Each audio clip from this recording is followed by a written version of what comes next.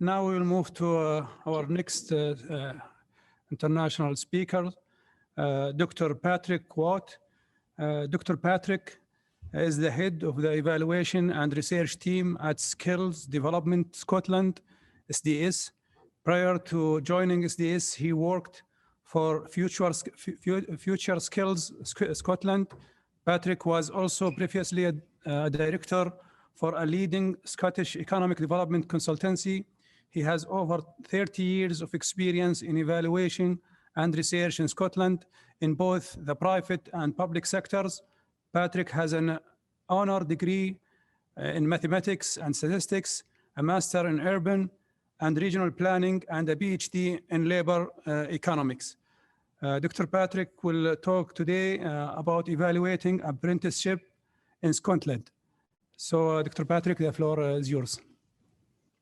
Thank you very much, and thank you for inviting me to speak today. So I thought I'd talk today around how we evaluate and review the apprenticeship family in Scotland. And there are essentially three elements to that family. So there are foundation apprenticeships, which are chosen by secondary school pupils when they're making their subject choices, and it gives them the opportunity to participate in some work-based learning. A few things that are maybe important to note here, that the foundation apprenticeships are relatively recent. The Pathfinders were started in 2014 and 2015. They're now part of the senior phase curriculum across schools in Scotland, and they're available in all 32 local authorities in Scotland. And there's parity for foundation apprenticeships alongside academic qualifications like the Scottish Highers.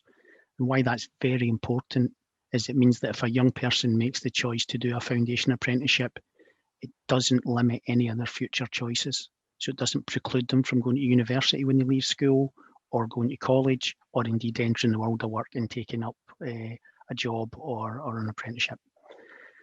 The second element are the modern apprenticeships, and they are much more long-standing. There are all modern apprentices are employees, and it gives employees the opportunity to secure an industry recognised qualification while still in employment. Thirdly, we have the graduate apprenticeships, and they are, again, relatively recent. The phase one was in 2017, 2018. They're industry recognised degree level qualifications that are offered in key sectors. So for instance, my son's friend is doing a civil engineering graduate apprenticeship. He works 4 days a week, and 1 day a week he attends university to study, and at the end of 4 years, he'll get a degree level civil engineering qualification. So in terms of the apprenticeship programme, Skills Development Scotland publishes regular management information and official statistics on numbers of starts and completers and so on, and the breakdown of the apprenticeship's demographics. And they're all available on the Skills Development Scotland website. In terms of my own team's work, in terms of research and evaluation, it's been a mix of internally delivered and externally commissioned evaluation. And in the last few years, we've had about 40 separate pieces of work. The themes have principally been around the apprentices themselves, how they feel about their apprenticeship, what difference it's made, why employers participate and the benefits of participation, and also the other side of that coin, why do some employers not participate. Looking at other stakeholders, such as training providers, thinking about the equality, diversity and inclusion aspects. So is it working equally well for everyone? And then looking at public policy and return on investment, and we'll maybe come to that in a minute. So the scope of that work has been slightly different for the MA, the Modern Apprenticeship Programme, than it has been for, say, foundation apprenticeships and graduate apprenticeships. And that's principally because for foundation apprenticeships and graduate apprenticeships, they're relatively recent.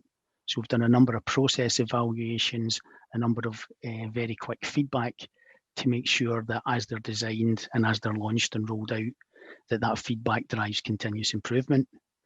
For the modern apprenticeship, we've done a lot of work with employers and apprentices to look at their experience and outcomes, and in particular, and I'll touch on this again today,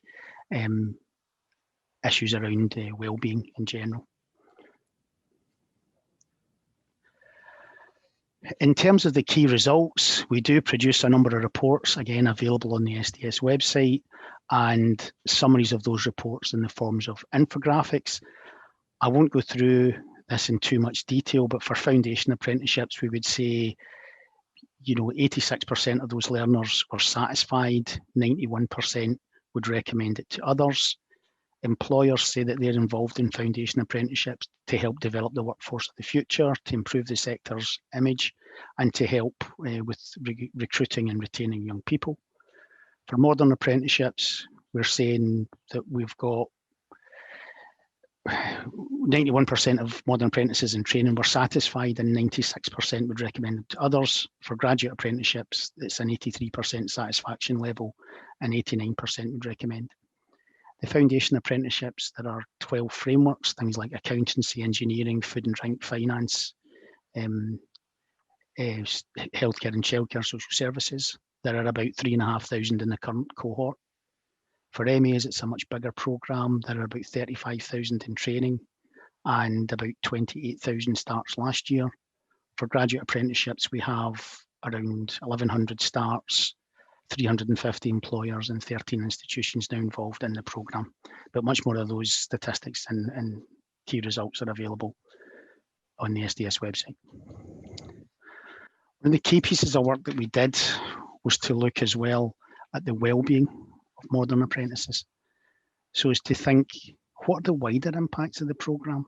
So not just about being in employment and how much you earn, but how does it help you with your personal development, issues about well-being and potential career progression? So we conducted an in-house telephone survey. We contacted over 2,000 modern apprentices. Within 12 months to 3 years since they'd left training, and we included both completers, so those who had successfully completed their apprenticeship and those who had failed to complete their apprenticeship. And the results were representative of the ME population and re-weighted, as you would expect. And what we found is that modern apprentices reported higher levels of well-being than the general population, and that's in terms of things like satisfaction, happiness, and feeling that life is worthwhile. Modern apprentices in particular sectors like social services and healthcare reported significantly higher scores around feeling that life is worthwhile. And we think there's a key point in there, which is, as we say, it's not just about wages and career progression, that there are different things that people want from jobs, and it's important to recognise that. In terms of the summary of the wellbeing work, it was summed up as someone said, as an apprentice, I gained confidence, I gained knowledge, and I gained a qualification. And I think that's a really good summary of the benefits of the apprenticeship programme.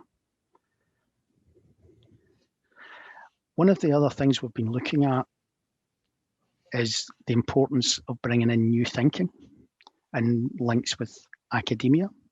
So my team also runs the collaborative PhD programme along with the Scottish Graduate School of Social Sciences. How does that work?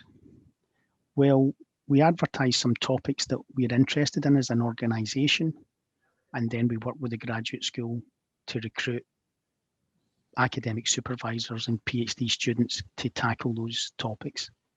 What's different from a normal PhD is that in a normal PhD, a student has 2 academic supervisors in a host university. All of our students have that. But each of our students also has an SDS sponsor, and they link the student into Skills Development Scotland and the wider skills community. So they provide them with access to data, they provide them access to senior networks if they have to do some field work or do some qualitative research. What are the benefits to us? Well, it means that we're plugged into the academic community. We're creating this new group of researchers who understand the Scottish skills and education system, because that skills and education system is very different from those in the rest of the UK. It strengthens within our own organisation the value of academic research, academic rigour. It allows us to look at some critical questions in terms of skills policy, skills delivery, careers information, advice and guidance, and it produces new research aligned to the evolving skills agenda. So I've included in some of the topics that are in our PhD programme on the right-hand side, and a link to our brochure where you can find out about all our students. And this year, for the first time, we encouraged our students to produce a 3-minute thesis where they produce a short video talking about the nature of their PhD, what questions they're going to tackle, and why they think that's important for policy. So this is a really good way of bridging from practice and policy to academia, focusing on impact. In terms of developments, there are a number of things. So we have the Education and Skills Impact Framework. So we've done a lot of work on, we've got good management information, we've got good feedback from the apprentices, we've got good feedback from employers and training providers. We've looked at outcomes and short-term outcomes. What are the long-term benefits? What's the impact of this investment from individuals, from employers, and from the public purse and the exchequer into the apprenticeship system? And what again is important here is that we're looking at not just at the economic return on investment, but a social return on investment. So we need to look at estimating and capturing the wider non-monetary benefits. The Scottish Government has recently produced some information on earnings for modern apprentices 5 years after they've completed their apprenticeship, using a data set in the UK called the Longitudinal Education Outcomes, or LEO. So that again is a start to starting to think about longer term impact. My own team is looking at streamlining their evaluation and research work, how we do this across what we're calling the apprenticeship family, foundation apprenticeships, graduate apprenticeships, and modern apprenticeships. And then how does this help us with the impact of COVID-19 and our response? So taking those in turn, I'm not going through this in detail, it is available. We have the Education and Skills Impact Framework, and that looks at what information we have on the inputs to the process, the outputs, the perception and views of the participants in the programmes, what benefits they see, not just in terms of career progression and wages, but social and health and the wider benefits, what the short-term outcomes are, and what the long-term outcomes and impacts are. And that's split around the 3 groups I mentioned. For the individuals themselves, that is the apprentices, for the employers that participate in the programme, and for the exchequer and society, for the public purse that invests in these programmes. And that work is ongoing at the moment. We're also looking at how we can streamline feedback from the apprentices themselves. We have a financial processing system called FIPS. And what we're keen to do is to say, for each of our apprenticeships, so foundation, modern and graduate, can we capture information from those apprentices very shortly after they start their apprenticeship? So they're in training. What does the training feel like to them? Is it working? What do they think about it? When they leave, can we ask them what they've learned, where they're going next, what benefits they've got from the apprenticeship, and how much of that is attributable to the apprenticeship itself? And then very shortly after they've left, say 12 or 15 months, where are they now? Has there been career progression? What are they doing? So taking those questions and asking it across the apprenticeship family as a whole. And what we're planning to do is to use that to produce almost real-time reporting data on perceptions, to undertake an annual analysis to include key performance indicators, so satisfaction, likelihood to recommend, and to disaggregate that as far as we can while respecting respondents' confidentiality. And then finally to use this to support further research, looking at longitudinal analysis, people who've gone from a foundation apprenticeship through a modern apprenticeship to a graduate apprenticeship, what was that journey like? And as I say, to look at things like equality, diversity and inclusion, and to look at groups for whom this is working well and for groups for whom this is working less well. All of those things put together help us in looking at our response to the pandemic. So this is quite fluid at the moment in terms of Skills Development Scotland responding to COVID. Discussions about having an employer recruitment incentive on top of this, but these are the main elements of how we will respond. So providing routes to employment, supporting individuals to train, providing a transition training fund for those who've lost their job and are looking to get back into work very quickly, helping apprentices who lose their job and supporting employers to take on redundant apprentices and help them find new apprenticeships, and provide, largely through digital means, some face-to-face support for PACE's partnership and continuing employment. So that's to help people who've been made redundant.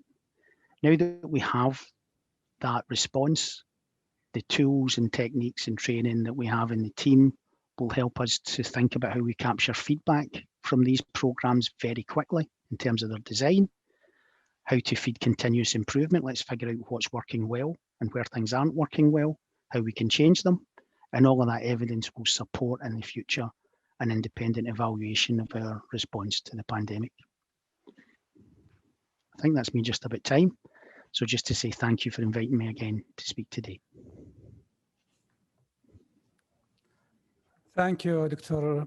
Patrick, for sharing with us this wonderful and amazing experience of skills development Scotland, one of the most important topics in getting people to work and improving job seekers' qualifications. Just have one question about maybe apprenticeship is one of the topics that different countries have different experience. So how unique is your program, and do you compare it with other global programs? And so that's my question about the from your assessment, how do you look at other countries' experience in apprenticeship? One of our directors, Jonathan Clark, has worked really closely with the OECD, and in fact the Education and Skills Impact Framework came from some work that we did with the OECD to see is there anything that exists in the world that we can adapt or amend or use. So absolutely, although our system is very different from the other education and skills systems in the UK, we are looking to the OECD and others to see where we can learn from. Thank you very much again. We will have more questions at the end of the session.